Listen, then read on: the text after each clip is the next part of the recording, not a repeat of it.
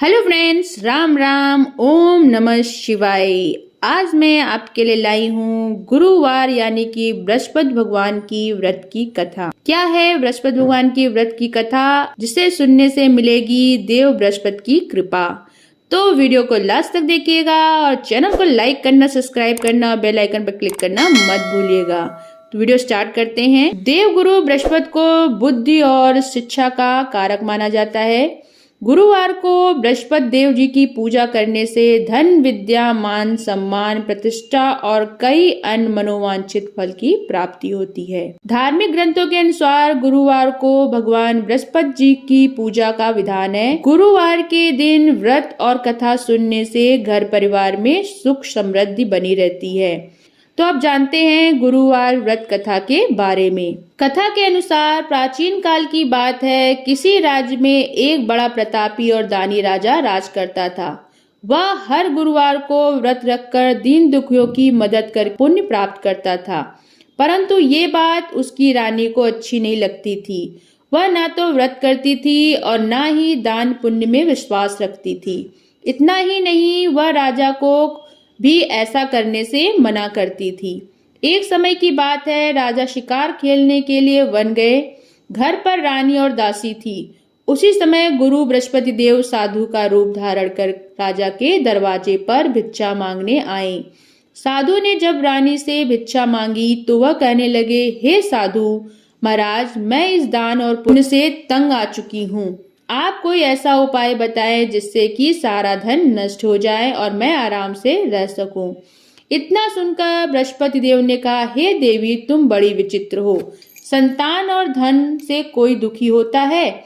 अगर अधिक धन है तो इसे शुभ कार्यों में लगाओ, कुंवारी कन्याओं का विवाह कर, विद्यालय और बाग बगीचे का निर्माण कराओ, जिससे तुम्हारे दोनों लोग सुधरें।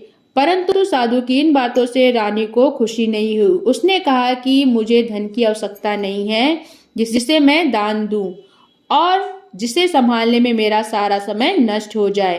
तब साधु ने कहा, अगर तुम्हारी ऐसी इच्छा है तो मैं जो तुम्हें बताता हूँ तुम वैसा ही करना। गुरुवार के दिन तुम घर को गोबर से लीपना, अपने बालों को पीली मिट्टी से धोना, राजा से हजामत बनाने को कहना, भोजन में मांस मदिरा का प्रयोग करना, कपड़े धोबी के यहाँ धुलने देना। इस प्रकार 7 बृहस्पति करने से तुम्हारे समस्त धन नष्ट हो जाएंगे। इतना कहकर साधु के रूप में बृहस्पति देव अंत ध्यान हो गए। साधु के अनुसार कई बातों को पूरा करते हुए रानी को केवल 3 बृहस्पति ही बीते थे कि उसकी समस्त धन संपत्ति नष्ट हो गई। भोजन के लिए राजा का परिवार तरसने लगा। तब एक दिन राजा ने रानी से बोला कि हे रानी, तुम यूं ही रहो, मैं दूसरे देश में जाता हूँ, क्योंकि यहाँ पर सभी मुझे जानते हैं, इसलिए मैं कोई छोटा कार्य नहीं कर सकता। ऐसा कहकर राजा दूसरे देश चला गया। वहां वह जंगल से लकड़ी काट कर लाता और शहर में बेचता। इसी तरह वह जीवन व्यतीत करने लगा। इधर राजा के परदेश जाते ही रानी और दासी दुखी रहने लगी। एक बार जब रानी और दासी को 7 दिन तक बिना भोजन के रहना पड़ा तो रानी ने अपनी दासी से कहा, हे दासी, पास ही के नगर में मेरी बहन रहती है।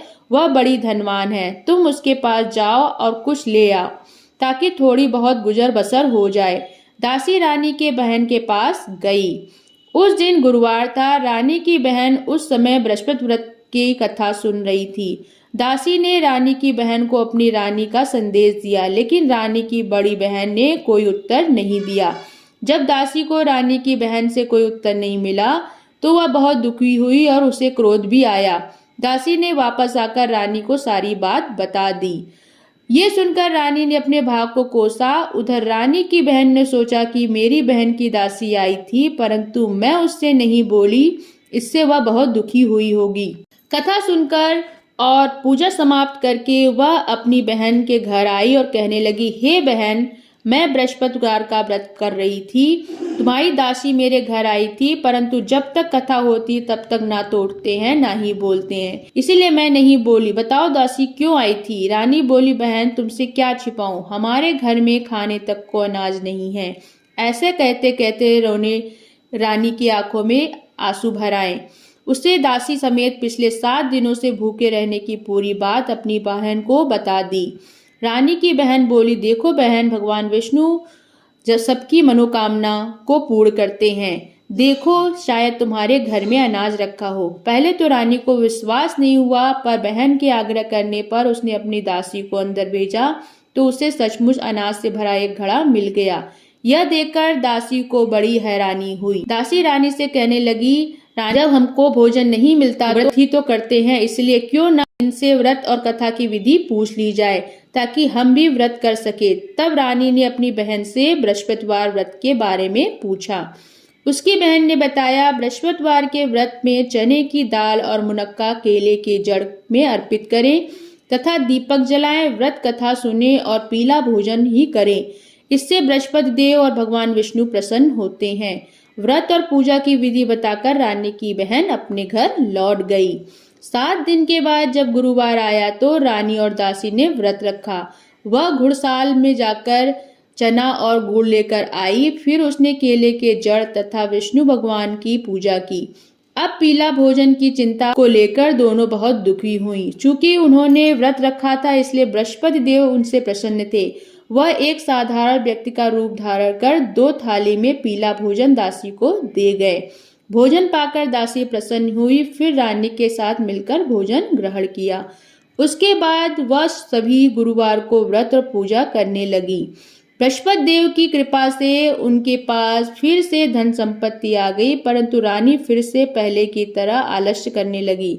तब दासी बोली, देखो रानी, तुम पहले भी इस प्रकार आलस्य करती थी। तुम्हें धन रखने में कष्ट होता है, इस कारण सभी धन नष्ट हो गया। अब जब देव बृहस्पति की कृपा से धन मिला है, तुम्हें फिर आलस्य होने लगा। रानी को समझाते हुए दासी कहती है कि बड़ी मुसीबतों के बाद हमने ये धन पाया है, इसलिए हमें दान पुण्य करना चाहिए, भूखों को भोजन कराना चाहिए, धन को शुभ कार्यों में खर्च करना चाहिए। इससे तुम्हारे कुल का यश बढ़ेगा, स्वर्ग की प्राप्ति होगी, पितृ प्रसन्न होंगे। दासी की बात मानकर रानी अपना धन शुभ कार्यों में खर्च करने लगी। इससे पूरे नगर में उसका यश बढ़ने लगा। बृहस्पतिवार व्रत कथा के बाद श्रद्धा के साथ आरती की जाने लगी। बृहस्पतिवार व्रत कथा के बाद श्रद्धा के साथ आरती की जानी चाहिए। इसके बाद प्रसाद बांटकर उसे ग्रहण करना चाहिए। तो गाइज, आपको आज मैंने बृहस्पति भगवान की व्रत की कथा सुनाई है। आप सब भी भगवान बृहस्पति का व्रत कीजिए, उन्हें प्रसन्न कीजिए, मन में विश्वास रख के व्रत की और कथा कीजिए ताकि आपकी सारी इच्छाओं की प्राप्ति हो। तो गाइज, आज का वीडियो अच्छा लगा हो तो वीडियो को लाइक करना, सब्सक्राइब करना, बेल आइकन पर क्लिक करना मत भूलिएगा। धन्यवाद।